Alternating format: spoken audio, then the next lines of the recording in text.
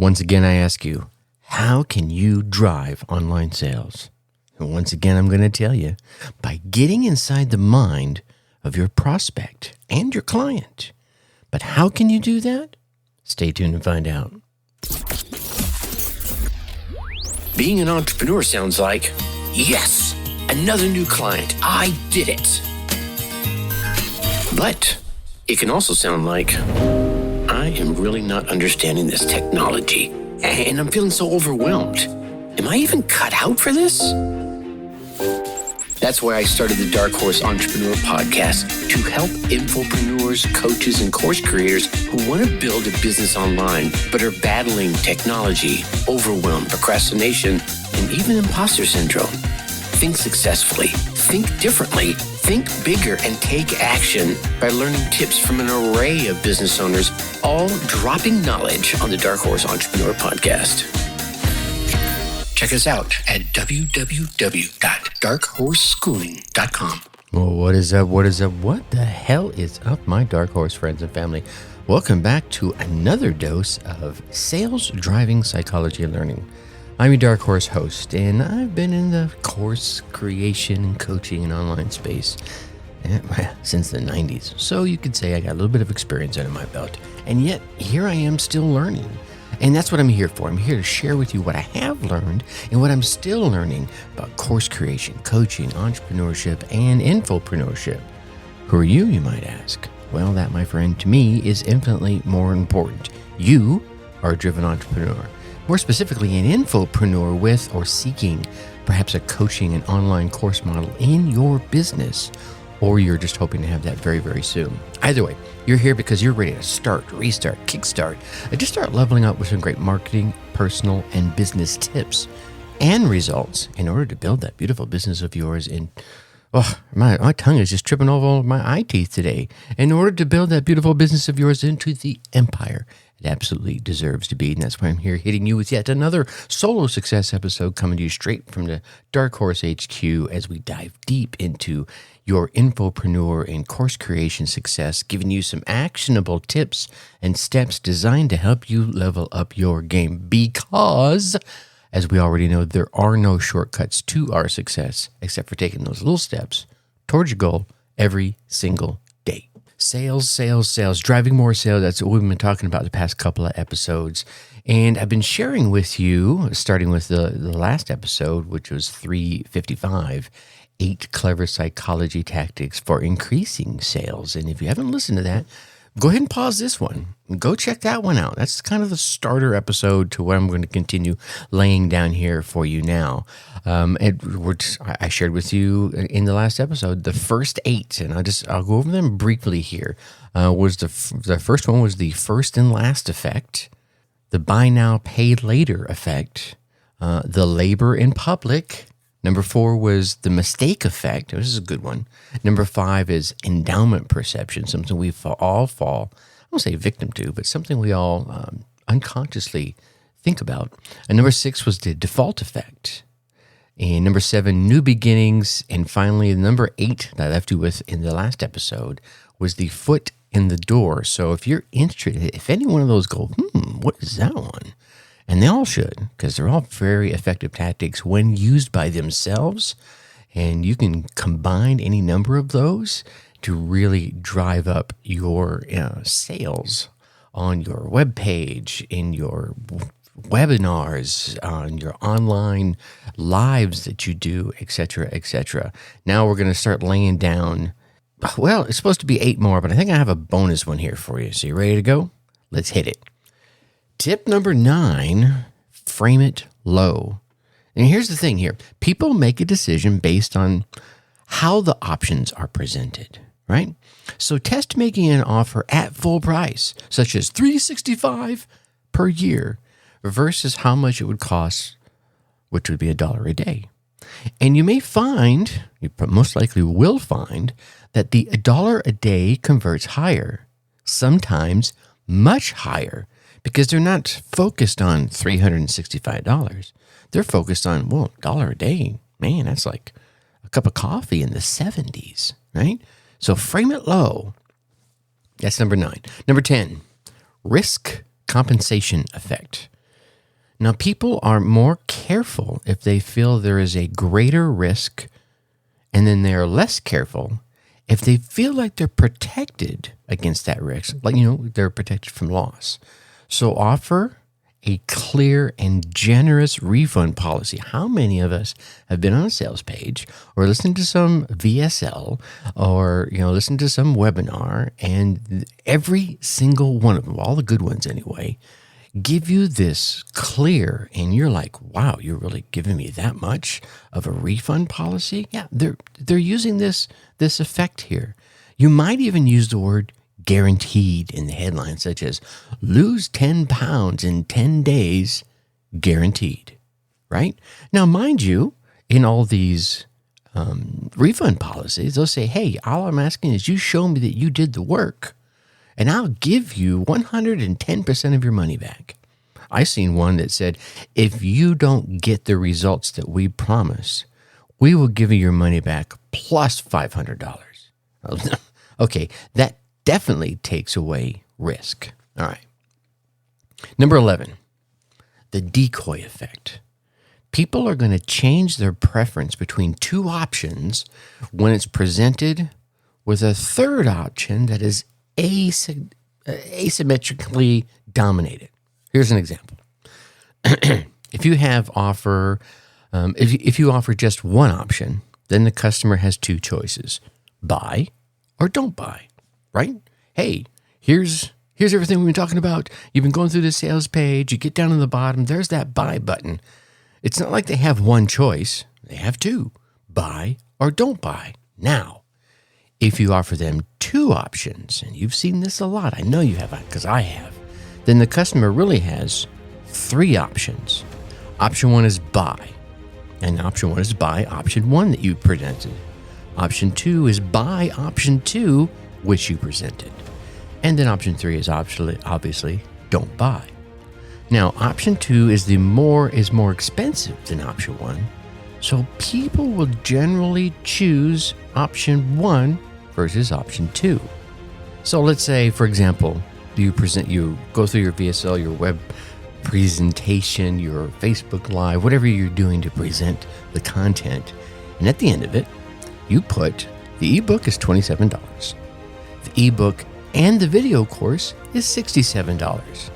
But then you add a third option that is much more expensive than the second option and the first option. So, in this example, we're talking about the ebook is $67. The ebook and the video course, the ebook is $27. The ebook and the video course are $67. And the ebook, the video course, and the coaching calls are $297. In this case, you're most likely to sell the heck out of the second option, which is the ebook and the video course, because now you've given them that third option that is diametrically dominated over the others. You say $297. Now, mind you probably sell a handful of those coaching calls as well, but the bulk of your sales are going to go in the middle. How many of us have seen those VSLs where they actually show you the nice little grid layout? Hey, here's the one, and here's the middle one, and here's the third one. And quite often in the middle one, they'll put most popular. Maybe this is the first time this offer has ever been presented. How can they say that's the most popular? Because they know that there's this decoy effect in play, and it will become the most popular. Tip number 12, goal gradient effect. Where are you getting these words from, Tracy? Here we go. Now, people are motivated as they get closer to a goal. Let's say you sell, bags of dog food, and the 12th bag is free. When the customer purchases the first bag, give them a credit for having purchased 2 bags. This gives them a boost to return again and buy more. You feel me on this? They've only bought in 1 bag, and you're saying, you know what? I'm going to double your credit points towards that 12th free bag. It's not costing you anything. Actually, it's earning you funds because it's promoting them coming back to buy more to get closer to that goal. If you offer a points reward system on your site, and one of my previous clients, back in the day was a cataloger, and they would do this periodically, usually during the summer months, which was their peak selling season. Why do they do it during their peak selling season? Well, the folks were going to already buy stuff. Let's make them buy a little more, right? You can start each new customer off with free points, right? Hey, to get to this goal, you need 10,000 points. We're going to give you 2,000 for free, right? Just for making this purchase if you purchase over $250 or whatever it is, right? And then when they make their first purchase, you can do that. Or even if they sign up prior to even purchasing, if they're a brand new customer, say, hey, give me your email address. I'm going to give you 500 points for that. Make your first purchase. I'm going to give you 2,000 points if you make that first purchase today, right? So you're promoting that goal gradient effect. They're getting closer and closer to that goal, all right? That one's very effective, especially for customer retention, avoiding some of that churn rate. Tip number 13, life event theory. People, myself included, right? People are more likely to change habits or do something different, maybe something new even, right? During a major life event. And people are 3 times more likely to switch brands from one to the other during that major life event. So target people who are going through a major life event. And I'm talking about all the good ones, right? Like they're getting married. Yes, getting married is good. Okay. I know some of you might argue that. For me, getting married is good. Moving, going to a new city, right? A new job, graduating, and so forth. So all these big birthdays is a great one. It happens all the time.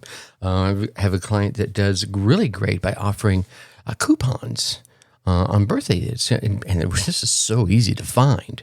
You can go on Facebook and target folks who have a birthday in the next month, or having an anniversary in the next month. There's another one that comes with the getting married, right? Or graduating. Hey, they're going to school. You see that they're coming up on a graduation, or they just graduated. Hey, let's celebrate that graduation.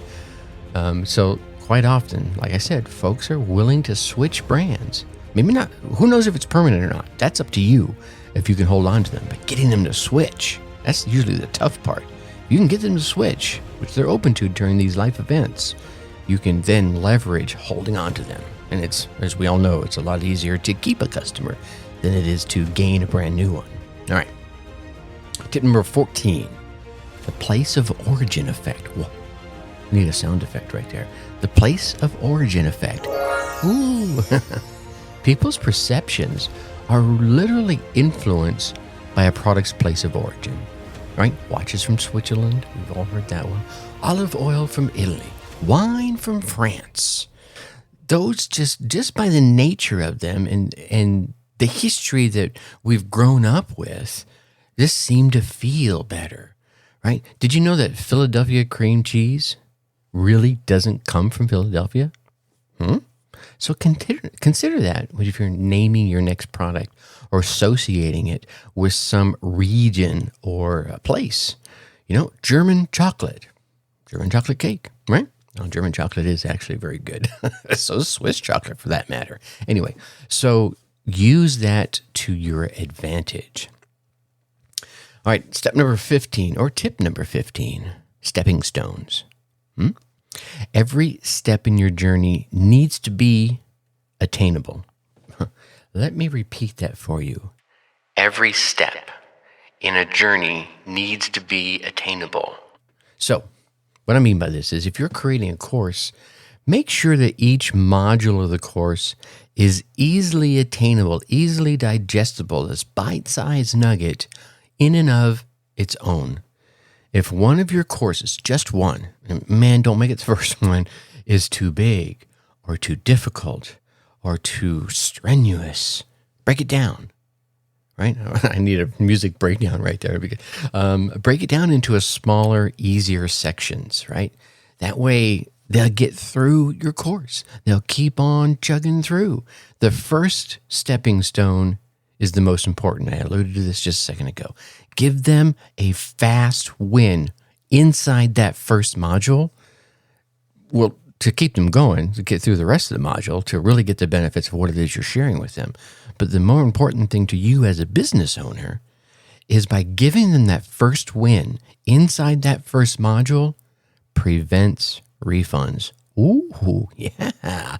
And if you sell coaching services, make sure your new clients get some fast, easy wins, right, in those first sessions, preferably the first session, so they'll stick with you longer.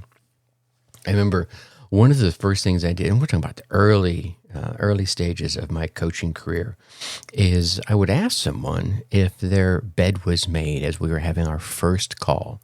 Was your bed made? Yeah, well, no. So here's what I want you to do. Tomorrow morning, when you get up, I want you to make your bed. That's it. That's all I'm asking you to go out to do differently in your world. And this was a great testing ground for me, and stepping stone, you may say, because if I can get them, or if they were motivated enough to break out of the routine, to leave their bed disheveled, and then they modified that routine just by making their bed. That's it. And I don't even care if they made it and it just made it all perfect, or if they just kind of straightened the sheets out and threw the pillows back into a normal spot at the top of their bed. The difference didn't matter to me. The point was that they broke their current routine. They were motivated enough to break that routine, to do something different. That let me know that they really wanted to change. That let them know that they were willing to go out of their way to take the steps to want to change. So it was a small win, very small win, but it showed them, okay, yeah, I could do this, right? Then you take the next step, you give them the next coaching bit. It was just something small. I wouldn't ask them to do a lot, and then depending on their scenario, I might ask them to do one or two other things, usually just one other thing. But that was usually the universal one because, well, pretty much everybody has a bed. Everyone sleeps on it, and it gets messed up while you sleep on it. So let's make it, shall we? Okay. Tip number 16, discount burnout. Now, if you offer major discounts all the time, 24/7, 365, then they're going to start to learn to ignore them because you're creating a low perceived value for your product. So be careful with your discounts. Offer them. I'm not saying don't offer them, but offer them sparingly. One of my more recent clients, they did their best offer in August, right? And you've probably heard, if you have been around for multiple episodes, you've heard them. They were the Whitetail Hunter apparel company. And of course, they did the Black Friday sales and they did the Christmas sales, and you do, the Mother's Day sales and the Father's Day sales. But right around August, right, they did their red velvet sale, right, which was their clearance sale. And that links directly to the things that deer hunters go. The deers would get the red velvet on their horns, right? On their antlers, horns on their antlers.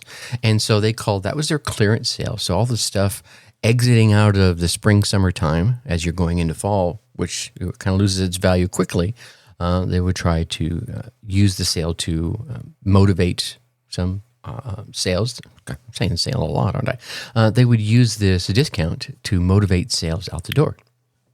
But their deepest discount period was always right before, like 2 weeks before Black Friday. So, and this was pretty smart if you ask me. It was their deepest discount sale.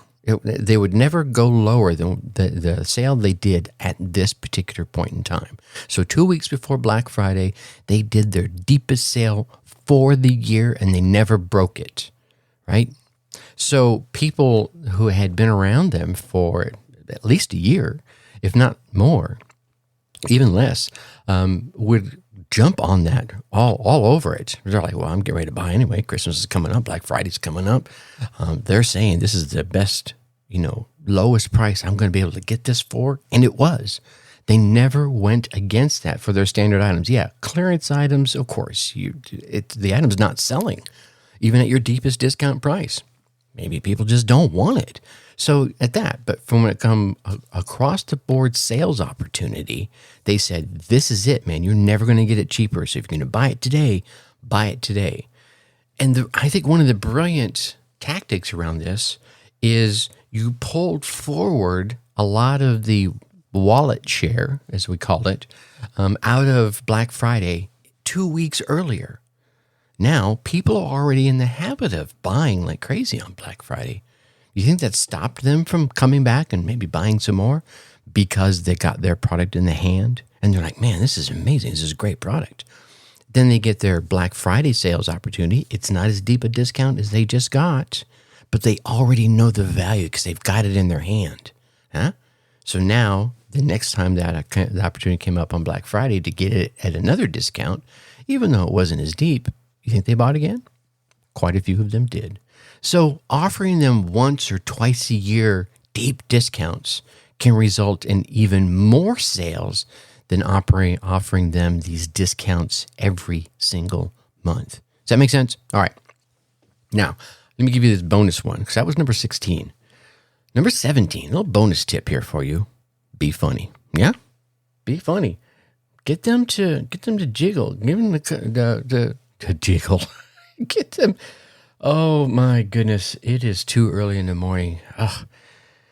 Let me just stop here. Take a breath. All right. Be funny. Be funny.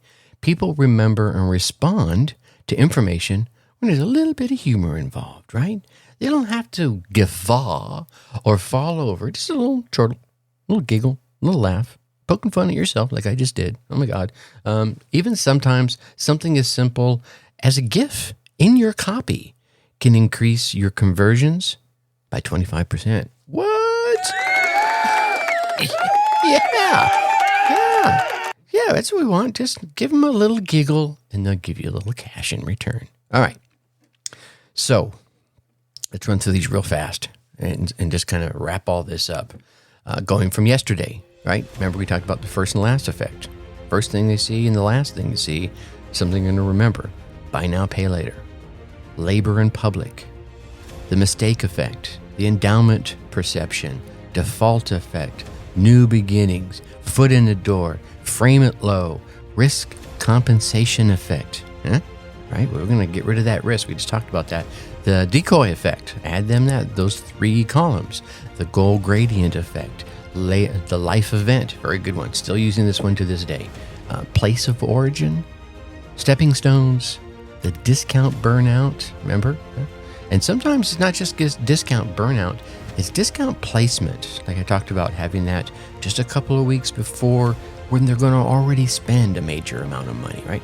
Like if you know your clients or your prospects during July generally spend a good chunk of change in your area, in your niche, well then hitting them with a discount opportunity in late June or mid-June is probably a great idea, because then you're going to get a little early sales, and then they're still going to get the sales at the time they're already habitually spending, right? So discount burnout. And then, of course, give them a giggle, give them a laugh, give them that little gif, a little funny, poke a little fun at yourself. Let me say this, all right? I'm a big fan of, being silly and being funny and having a good time. But don't be funny at someone else's expense. If you want to poke fun at yourself, man, do that all day long. If you want to poke fun at some scenarios that are going out there, do that safely, right? You want to go out there and offend anybody. I'm not telling you to be, milquetoast and soft on things. Have your stand and the things you believe in. But be careful about poking fun at, I don't know, maybe your prospects. It might not go over too well all the time. Okay, there we go. Go back and have a re-listen to these. And here's what I think you should do now. Here's a good idea to do. Do what I say. I've only been doing this since the 90s. So anyway, pick one of these tactics and go back to one of your sales pages, or maybe you're in the process of creating your sales page right now or about to create your sales page, and insert that tactic into that sales copy, into your webinar content, into your, mastermind discussion, and then see how it works, right? Tweak it, make it fit your audience, and get used to it, see the effects of it, and go, wow, Tracy's right. This stuff works awesome. Then pick another one. 2 or 3 of these are going to vibe with you. That's why I give you like 17 of them, because you don't need to use them all. And certainly don't need to use them all the time. But when the time is right, grab that one. Just come back. So these 2 episodes you want to come back to every once in a while and re-listen to them, because maybe one of them vibe with you. Like, man, I'm going to try that one out. Actually a pretty good idea there, Tracy. Thank you very much. You're welcome. Then go back maybe in a month or 2 months and come back and re-listen to these 2 episodes. And I guarantee you, a new one is going to pop out and resonate with you. You're going to like, wow, he mentioned that one before. I don't even remember it. That's fine. You weren't ready for it. Now you are. And then put that one into your sales copy, into your web content, into your mastermind discussions, etc., and watch your sales go up one more time. Okay? And if 2 of them are resonating, man, go ahead, give them a shot. But don't try and institute all of these, or 5 or 6 of them at the same time. It's doable, but it's crazy, right? Do one, get good at one, and then add another one, and then another one, and the next thing you know, you're like, what? I have to share those 2 episodes with all my friends and family, and do that, okay? Anyway, speaking of episodes, if you want to keep getting all these awesome success tips, all you got to do is go on down and hit that subscribe button, whatever platform you're on. And yeah, sure, that's a little self-promoting, and I get it. Go down there, subscribe, give us a 5-star rating, drop us some kind words in the reviews. That's all great for me as the podcaster, but I think one of the biggest things that you as the listener needs to know, that it is those subscribes, ratings, and reviews that is your way as the listener of telling those podcast platforms out there that you're getting some value from the show, whatever show, this show, another show. And then what the algorithms do is they give the show a little lift in the rankings so they can reach more driven entrepreneurs just like yourself. So if you're getting that value from this show, and I hope you are, please take a moment, show the love, and help spread the word. All right, you get out there, you run your race, you get your results, and then you come let me hear about them. I'm serious. I say this every time. Tracy at darkhorseschooling.com. Let me know the tips or ideas that you came away with, how you put them into action, and what results you got. Who knows? Probably bring you on the show and let you share your success story. All right, until next time, think successfully and take action. Thank you for listening to the Dark Horse Entrepreneur Podcast. Thanks for tuning in. Check us out at www.darkhorseschooling.com. All right. My name is Tracy Brinkman.